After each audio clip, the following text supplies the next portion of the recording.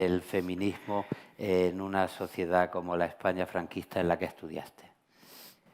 Aquella sociedad estaba enferma. Todas las dictaduras lo están.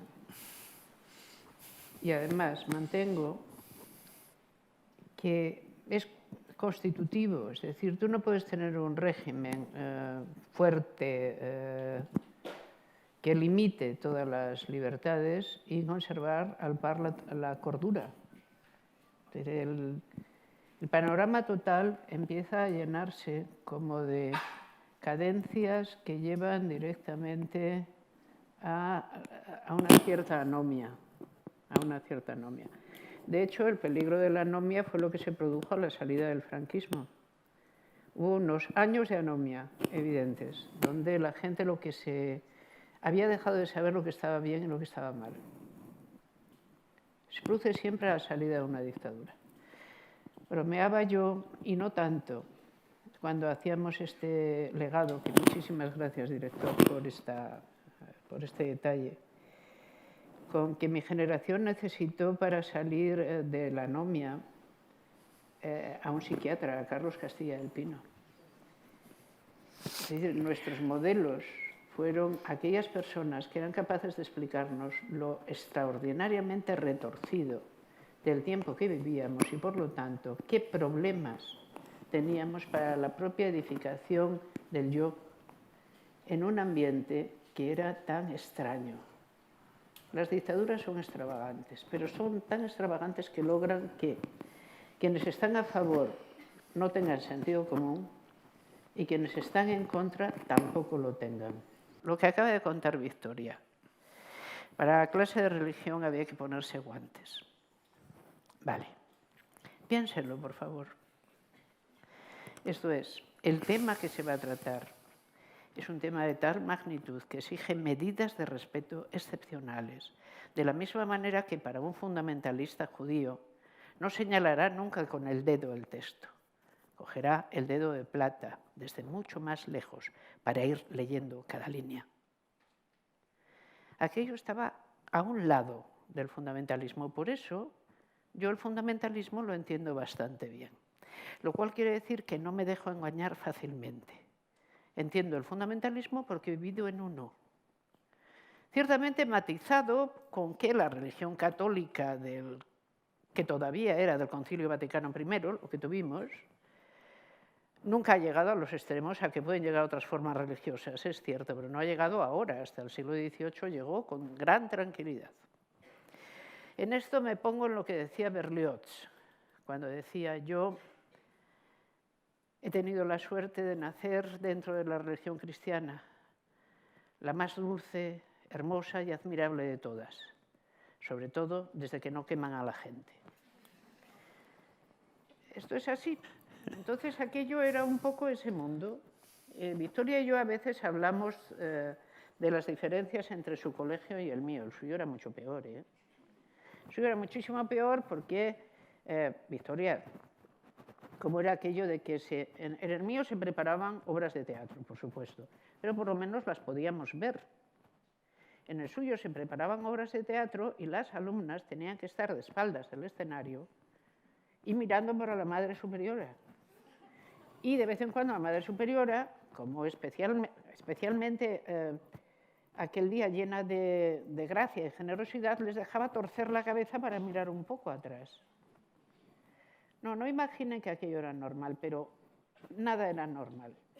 Ha dicho Victoria, bueno, lo que vivíamos allí dentro, después de todo, no era lo que había en la calle. No lo sé.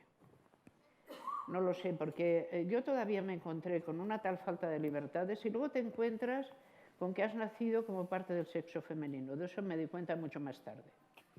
En general, las mujeres nos damos cuenta relativamente tarde, ustedes no me quitarán la razón, de que pertenecemos al sexo femenino. Es decir, de que pertenecemos al sexo femenino en su modo material, hombre, a no ser en casos muy especiales, sí que nos damos cuenta con relativa prontitud. Pero de lo que eso puede llegar a significar, no. Eso viene mucho más tarde y viene por oleadas. Y de hecho, hasta que no eres adolescente, no te das cuenta de la normativa que hay que incorporar. Desde luego aquello estuvo a punto de acabar conmigo. Yo recuerdo aquello como una etapa terrible donde llegué a pesar 39 kilos y simplemente no quería vivir. Me di cuenta con tal profundidad, quizá demasiada, de lo que había enfrente que no lo podía soportar. Cuando aquello acabó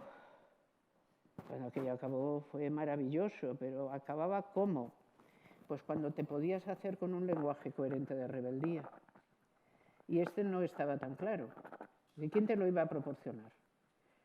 Por favor, nadie se acuerda de lo que era el infierno, no el infierno del Dante, ni el infierno, no, el infierno, ese sitio que había en las librerías. Las librerías eran un sitio que solía tener un señor que era el librero, que era el que vendía libros. Pero no les vendía libros a las niñas. Las niñas, si tenían libros en su casa, tampoco los podían leer todos. Leían unos que les dejaban a las niñas. Pero los señores libreros, cuando ya eras un poco mayor, a ti no, pero a los parientes varones, tíos, padres y demás, les enseñaban un lugar de la librería que estaba cerrado a la censura, donde entraban cosas que solo había allí. Y ese lugar se llamaba el infierno. Estaban todos los libros que no se podían leer. Bueno, todos los que el librero había logrado meter de extranjis en la librería. Lo cual quiere decir que te encontrabas. ¿Recuerdas los tejuelos rojos todavía? El libro que está incluido en el índex y por lo tanto no se puede leer. Tejuelo rojo tenía la crítica de la razón pura, sin ir más lejos. Bueno, y todos los demás a fortiori. Tejuelo rojo. Pero allí te podías encontrar una anécdota.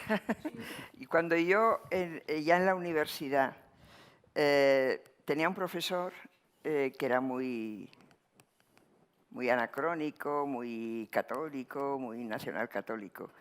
Cuando tuvimos que leer la crítica de la razón pura, nos pasó un papel para, si queríamos, ¿no?, presentarlo al obispado, porque la crítica de la razón pura estaba en el índice, ¿no? Y había que pedir permiso para poderla leer. Y eso nos lo pasó el profesor de la universidad. O sea, solo un ejemplo, ¿no? Era de lo que era. Permiso del ordinario del lugar, sí, que se llamaba. Había que ir a solicitarlo para poder leer cualquier libro que estuviera en el índex. Pero es que en el índex estaba todo. Y no solo pasaba eso, sino lo peor era lo del infierno. Dejadme contar lo del infierno, que si no... Vale. Imaginad que esto es como para liberarme de algo horrible que me esté ocurriendo, que es verdad. Es decir, en el infierno de repente estaba la crítica de la razón pura, toda la novelística del siglo XIX, bueno, Madame Bovary y todo eso, por supuesto, no sé qué, pero estaba Sade, pero estaba Carlos Marx, y la gente amueblaba su cabeza con todo a la vez. Y esto era lo peor que le puede pasar a alguien, no saber de qué árbol está cogiendo las frutas, sino creer que todo aquello, porque está junto, se parece. Y no se parece. La mitad de nuestra vida como filósofas ha estado dedicada a poder señalar el árbol. ¿Esto a dónde pertenece y por qué es lo que es? ¿Esto se come o no se come?